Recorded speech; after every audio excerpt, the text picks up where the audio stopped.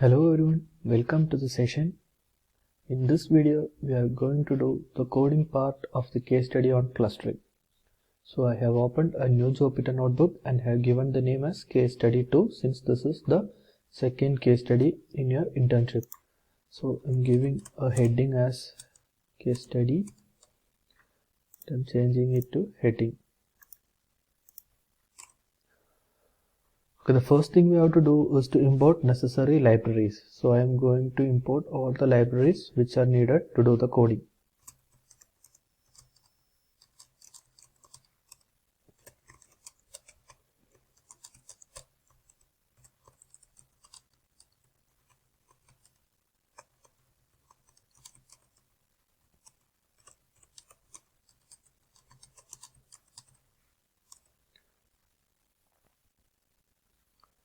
So I have imported all the libraries which are necessary for doing the coding, and the next step is to import the dataset to the Python environment. Okay, so for importing the dataset we will be using the library pandas. So I am using pd.read_csv and the name of the dataset is online shopping.csv. So you can see the dataset is displayed here, but it is not stored. So what I'm going to do is I'm going to save it into a variable called data. So now if you check data, you can see the dataset is stored. Okay, next we will check what is the shape of this dataset. So we will use the keyword dataset.shape. So it has 12,330 rows and 17 columns. So we will check what all are the column names. So data.columns. So these are the columns that are present in the data. Now we will check the info function. So this will give detailed information about the dataset, whether any null values are present and what are the data types of each columns. So you can see there are two object data types, which is visitor type and month. So we need to convert it into numeric data type, and also we have a boolean data type which also need to be converted into a integer data type. So next we will check which all are the values that are present in the column visitor type. So for that we will use this code.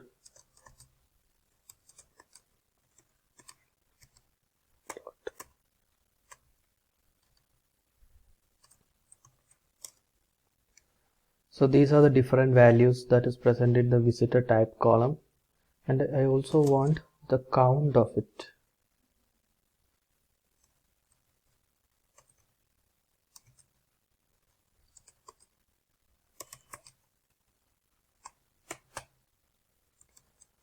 So we can use the keyword value counts.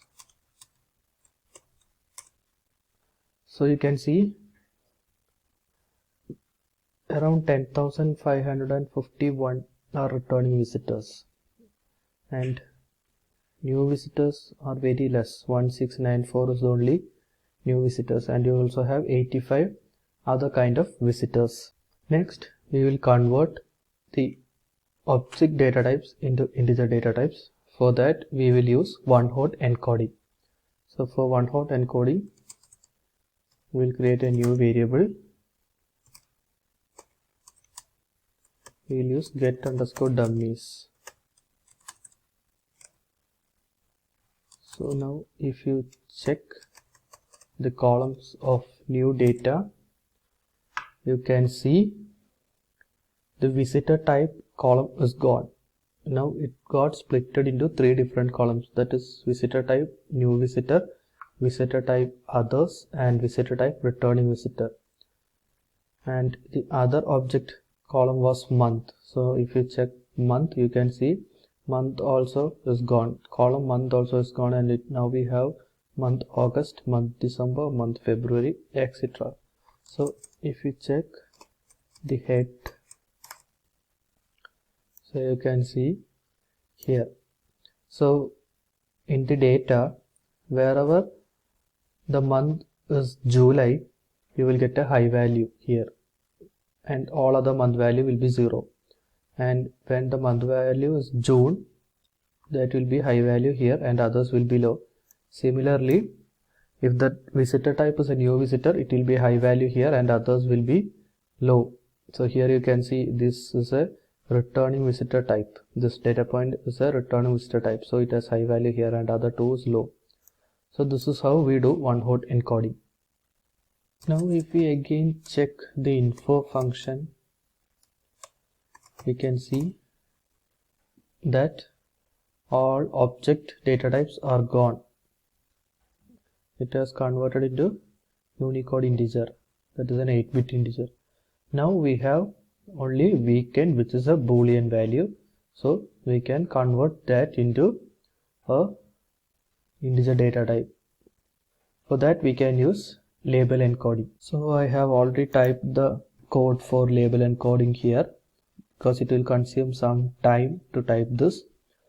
So label encoder is present in the sklearn library. So you have already seen sklearn library in the classification videos, and sklearn stands for scikit-learn, and preprocessing is a sub-library present in sklearn, and from sklearn.preprocessing I have imported label encoder, and now here I am creating an instance of the label encoder. Okay, and it is stored to the variable label encoder, and I am going to encode the weekend column in data. So using the instance created, I am transforming the weekend column in data and I am storing it back to data.weekend. Now I will execute this code. So it is executed.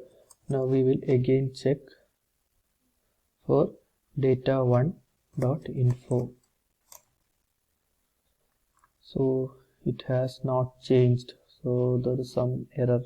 Yes, I used data here, but we have to use data1. So now I am changing it to data1 and I will execute this again. So it is executed, so still it is in weekend. Okay, I again stored it to data, so I have to change it here also. Now I will execute this, and if I execute, now you can see it is changed to an integer.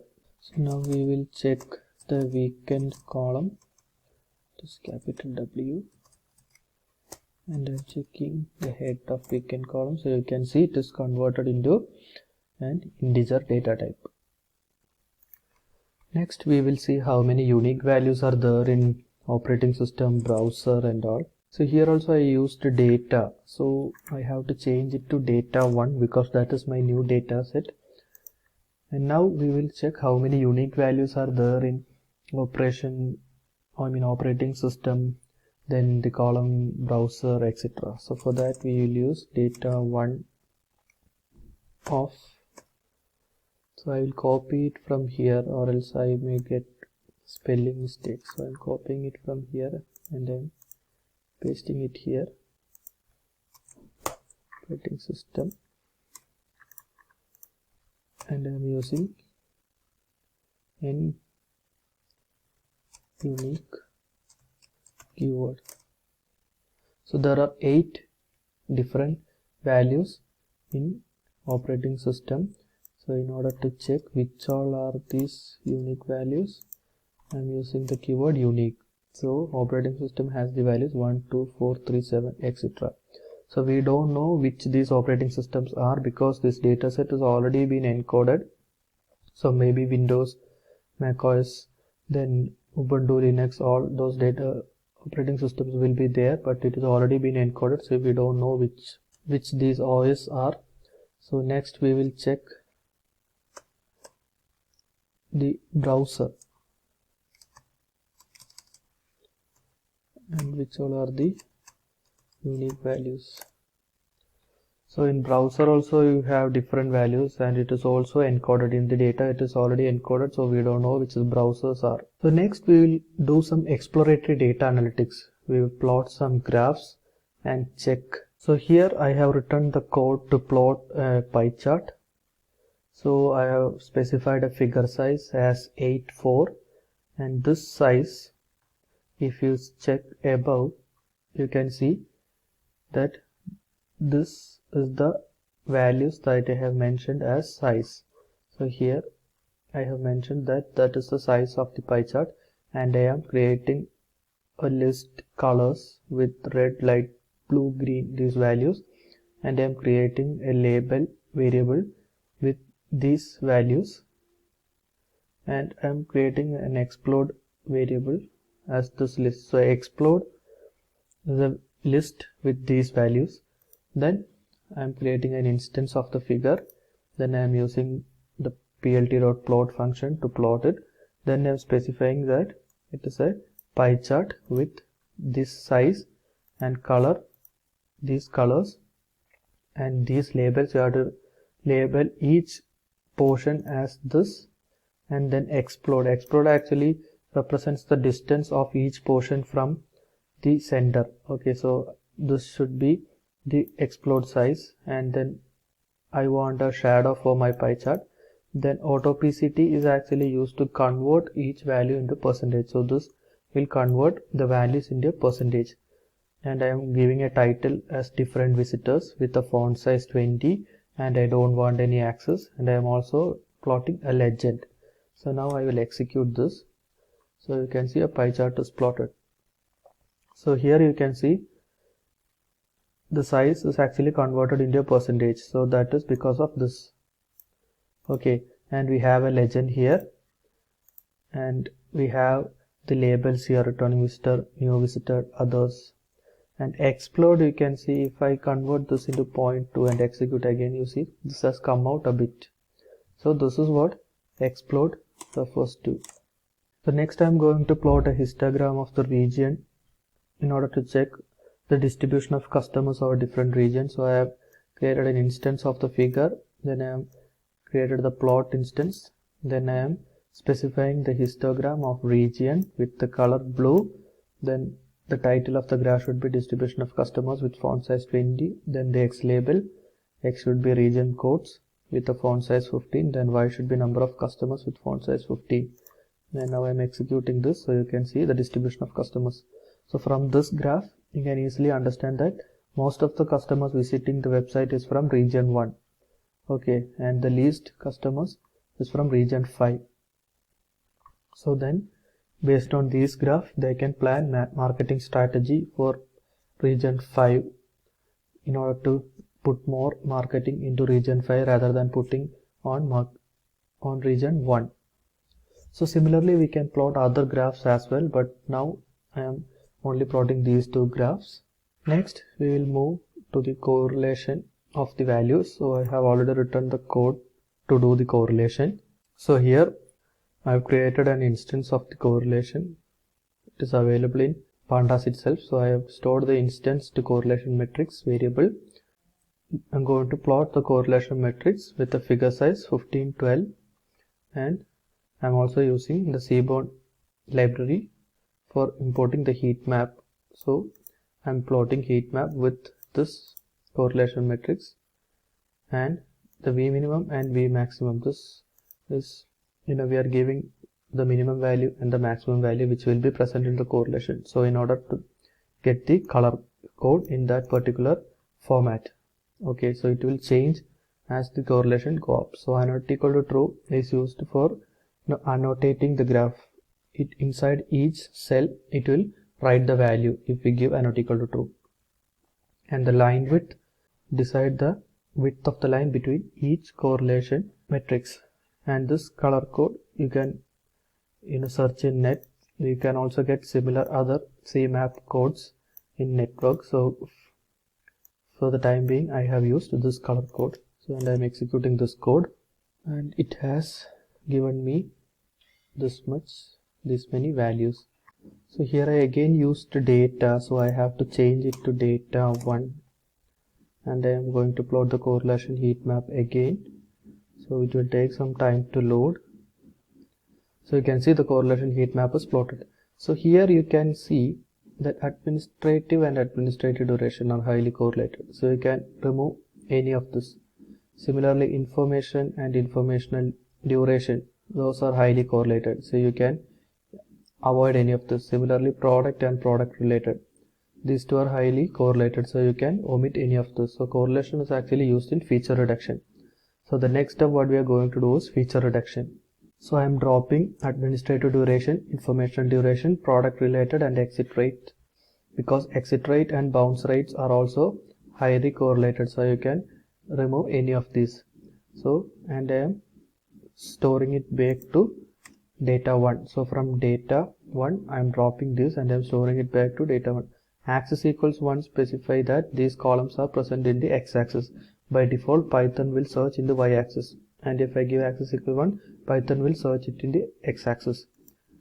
So I'm executing this, and now I will again check data1 dot head.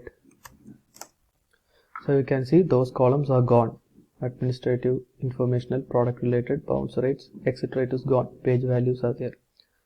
Okay, so this is how we do feature reduction. Now we will move on to the different clustering algorithms. So we will be doing mainly two clustering algorithms, that is k-means algorithm and hierarchical clustering algorithm. So in that we will be using agglomerative hierarchical clustering algorithm. So clustering algorithm will basically group your data points into different groups. So here, as we already know, we do not have target variable, so there is no need to split it into a train or test set, which you did in classification. So there is no need of doing that. You can take the whole data set and put it into different groups. So in order to put it into different groups, we need to tell the model how many groups we have to make. So we cannot just simply put some numbers. We have certain methods to do that. So in k-means clustering, the optimal number of clusters is identified by using a method which is known as elbow method. So this is the code for elbow method. So along with that, I have imported k-means from sklearn.cluster. Here I have created an empty list WCSS. Actually WCSS is a variable, but it has a full form.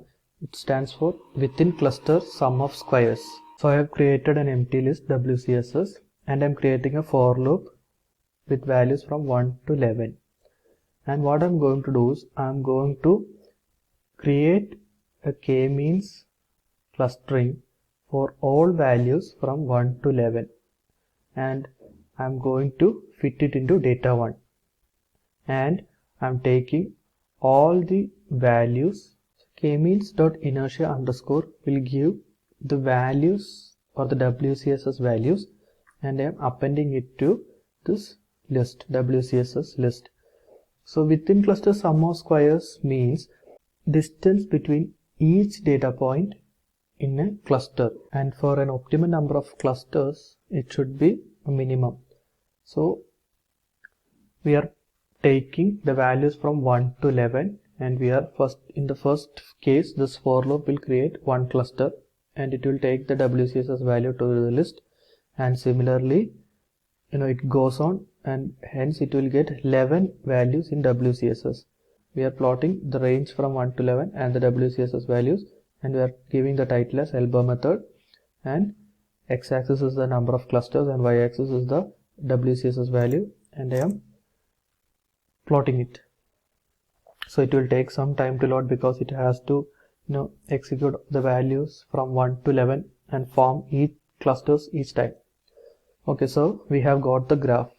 So here you can see there is WCSS value, so it is in 10 to the power of some value. So here you can see it is a very high value, and here you can see the number of clusters. So from this, the optimal number of clusters is the point where the last elbow occurs. So here you can see in the point 4 is the last steep turning occurring, right? here in the point 4. After that it is not that steep turning, it is gradually decreasing like this. Here you can see from here it is again coming down to here, from here it is again coming down to here. So from here there is no steep decrease, steep change, it is gradually changing. So the optimal number of clusters is 4. So from the elbow method I understood that the optimal number of clusters in this method is 4. So again I am creating the k-means model with clusters as 4, and I am storing those clusters to the variable yk-means.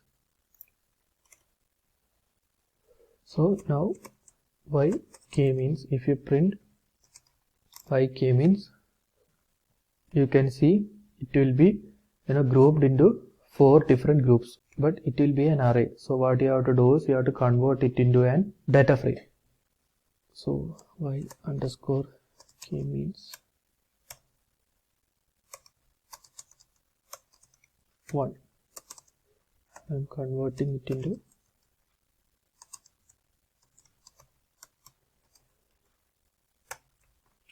data frame.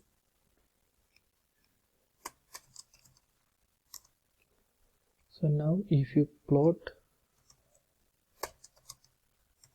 k-means 1 dot head, leave the brackets. So in the first 5 rows everything is 0. So what I will do is I will print the first 25 values. So here you can see one data point is in the third cluster, rest everything is in the 0 only. So now what I will do is I will check the tail part. So I'm checking the tail. Yes, here you can see again another one is in third cluster. So I will again check the last 25 rows. So here you can see one is in the first cluster, one is in the third cluster, and most of them are in the 0th cluster.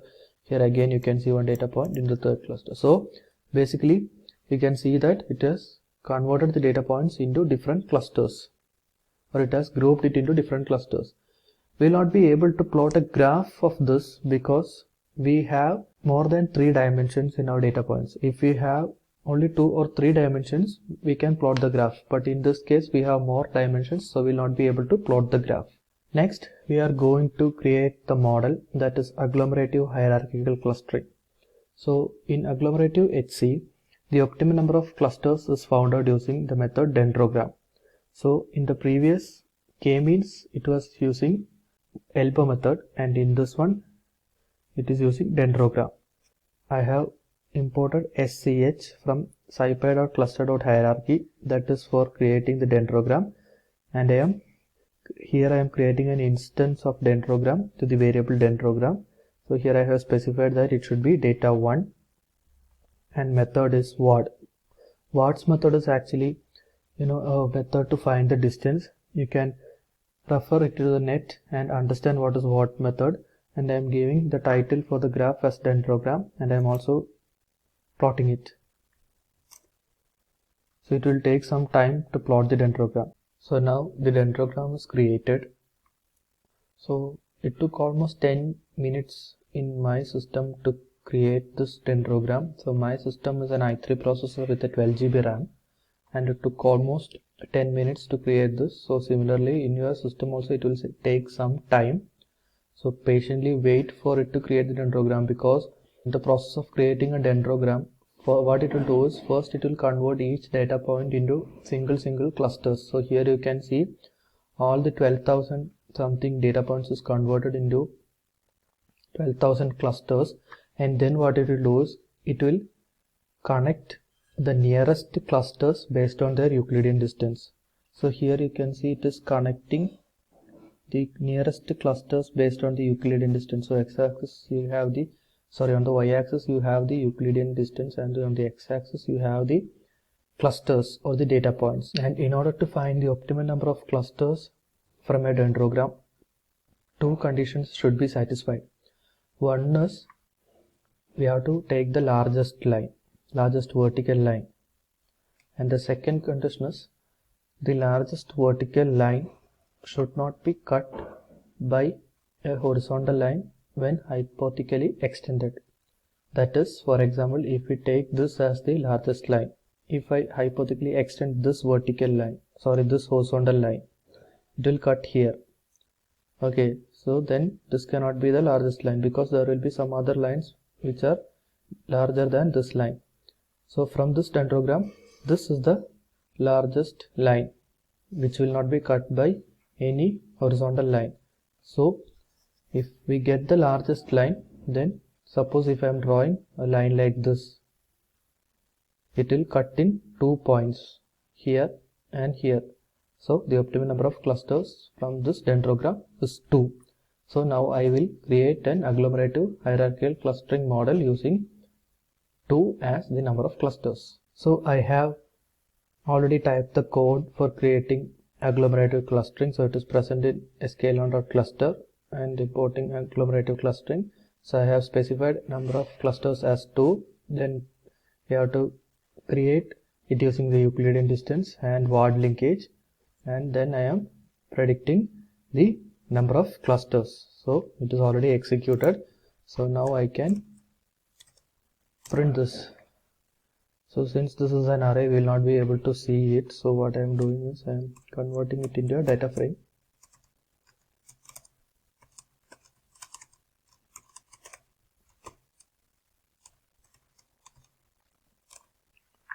And now I will print the head. C1.head. So the first 4 data points or the first 4 data points belongs to the 0 cluster. So I will print the first 25. So in the first 25 also there are no points which belong to the second cluster. Everything is belong to the first cluster only. So I will check the tail part.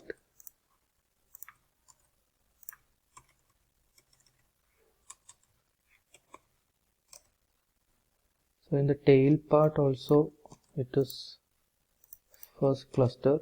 We will see the last 25. Yeah, here you can see 2 data points which belongs to the first cluster. So that's all about clustering. Thank you for watching.